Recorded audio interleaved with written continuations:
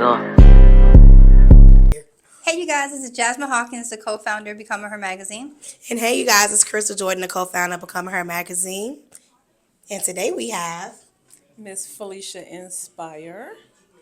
ooh, I've been seeing a lot of work inspired Right. lately. So I'm gonna have Jasmine to kick off her questions. So, tell us a little bit about your name, the Inspire part. What exactly do you do?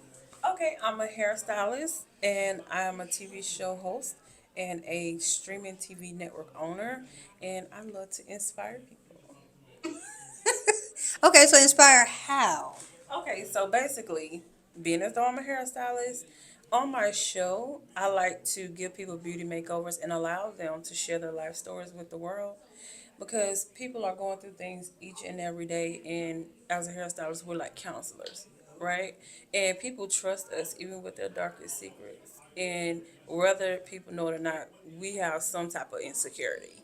And a lot of women, they hide behind alopecia, they're hiding behind, all kind of things. They have all kind of problems going on. And not only we do makeovers, we do manovers too, because the men are going through things as well. And we try to be that outlet. We try to be that shoulder. We try to help somebody through their stories. I'm not gonna lie, you just hit a nerve. You literally just talked about alopecia. I battled that growing up because I do have alopecia. So a lot of people think this is actually a style what I'm wearing, but for me, it's actually me embracing my insecurity out loud. So what can you tell somebody who goes comes to sit in your chair and they are going through insecurities and they're sitting there to be for that can be their breakthrough? I hope you understand my question. I do. And I do have a lot of, I can say about 95% of my clientele are alopecia. And I just make them feel comfortable and I tell them, girl, it's okay. You know what I'm saying? You're not the first and won't be the last. So I just try to make them comfortable and just let them know that, it is okay to not be okay even behind all of that. Yeah, that's deep. Sorry. Yes. So, just tell us a little bit more about your streaming platform. Is that what you said? And your TV hosting. Okay, so like I said, even through the show, so I have the TV streaming network first, and it came as a blessing in disguise because I was more so focused on the show. So even through manifestation, like I want a show, I want a show, I want a show, but it always comes in the least expected way. So to even take on, I was talking to someone, they're like, "You want a TV show? Come streaming." I was like, "That is too much." You know what I'm saying? I'm like, I don't know, that might be too much. And honestly, it was not what I thought. It was way easier. And so I'm like, well, since I got the network, I was searching for people to come onto the network. And I'm like, you know what? I'm going to be the first and I'm going to lead the way. So when I did that, I was like, you know what? This is going to be a good thing to help people, come on and even open the door for other people to come onto the network because it's kind of hard, like when you're dealing with like Netflix and these things like that. Everybody ain't, So I like to give people an opportunity to be able to come on and, you know, be who they are. Yeah. Yeah. So what is your becoming her moment? What is your becoming her moment? We always get that. We always Your face was just like, hmm. What is your becoming her moment? Like, when is that moment you realize you was that girl? Okay, so I was like, how people say, what's your purpose? Or they'll say, I don't know my purpose. I didn't know my purpose until I came to Atlanta. And I'm originally from South Carolina, must I say. And I left everything behind. I'm well, established back at home. It's home. Yeah. And so I'm like, man, I'm really about to uproot and go to a whole other city that's out of my league. And I said, I really want to fulfill my purpose here. And when people be like, you're gonna stand in line. I'm like, this is not a place for retirement, but I'm just here to I'm just here to live my purpose. And through my show, that's what made me realize what my purpose was to help people healing, deliverance, everything like that, building people's confidence through my work. So that was my moment where I realized, like in October of last year, I had my premiere. And I was just, I was like, I'm doing a show.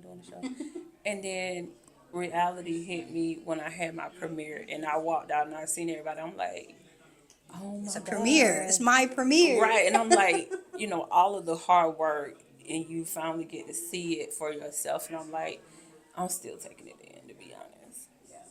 That's beautiful. I think me and Jasmine can relate to the still taking it in part. Like we're still taking in that people love our brand so much. We're still taking in like how powerful the brand is. So I can relate to that.